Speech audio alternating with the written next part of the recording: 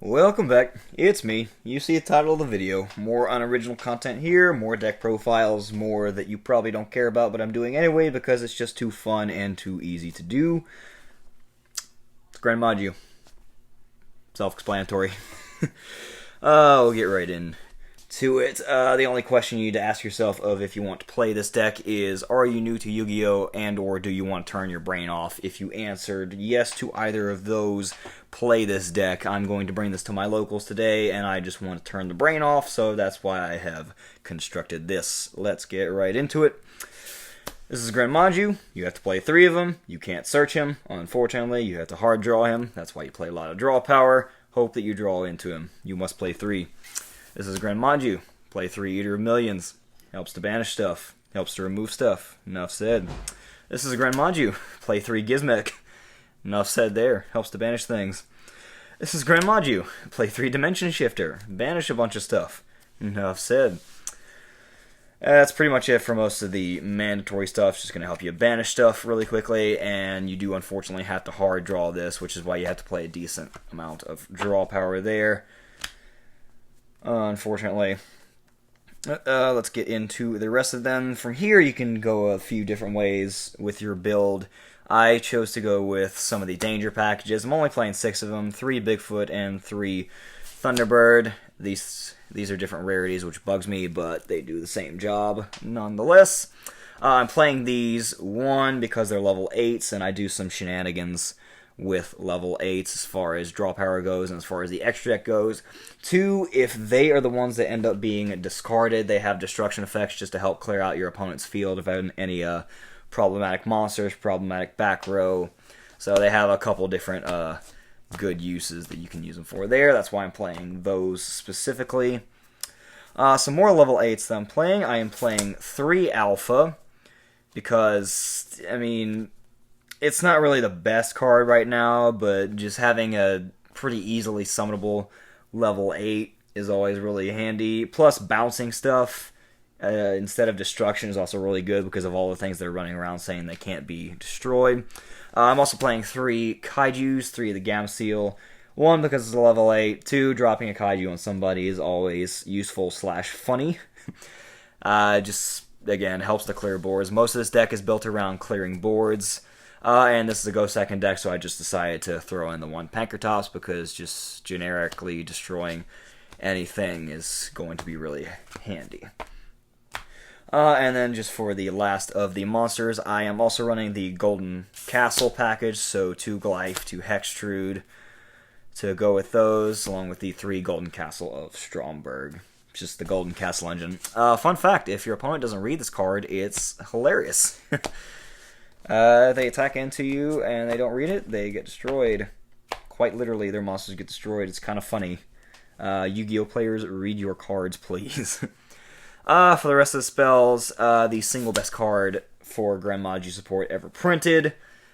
This automatically gets Gren Maju up to 4K when you banish 10, and just the draw 2 is also really nice off of that. You need as much draw power on this as you can get. And speaking of more draw power, I have 3 trade-in. These are also different rarities, which bugs me, but they do the same job nonetheless. I'm playing a lot of level 8s, so just being able to get into more draw power is really nice.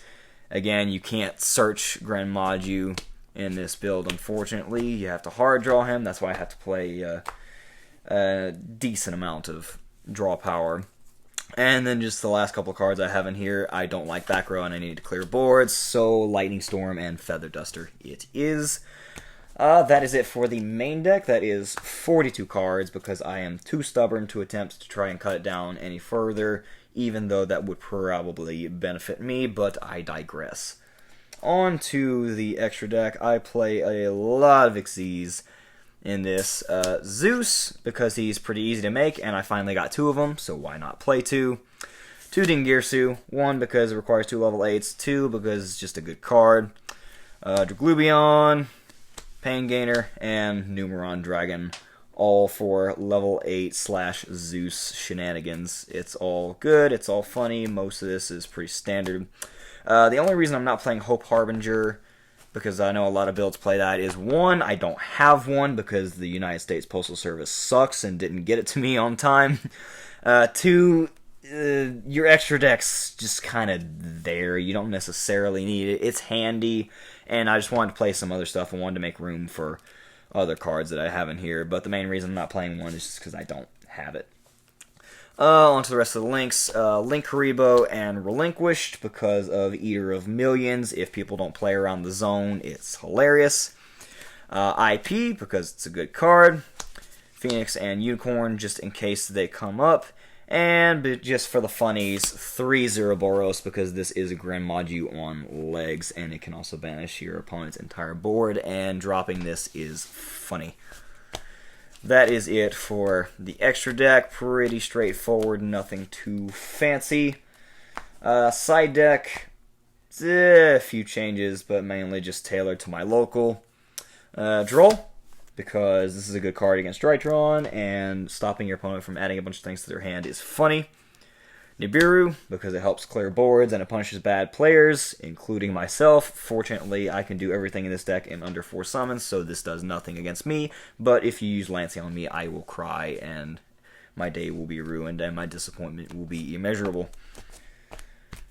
More with the theme of clearing out back row, playing 3 Cosmic Cyclone. This is also for going first as well, because it's reactive, and destroying opponent's back row on their turn when you had to go first is good. This deck is not meant to go first, but this has helped to facilitate that, as well as 3 summon limit and 3 there can be only 1.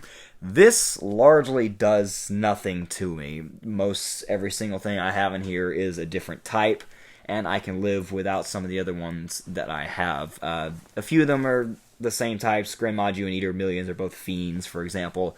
But I largely don't care about this, and if I have to go first, I mean, Gren Maju is literally incapable of going first, so I need everything that I can to help me get through that and just ensure that I get another turn. So that's why we played those. That is pretty much it. I don't believe I have anything else. Yep, that is the deck profile. Gren Maju. Pretty straightforward and simple. That's all there is to it. Thank you for tuning in, and have a good rest of the day.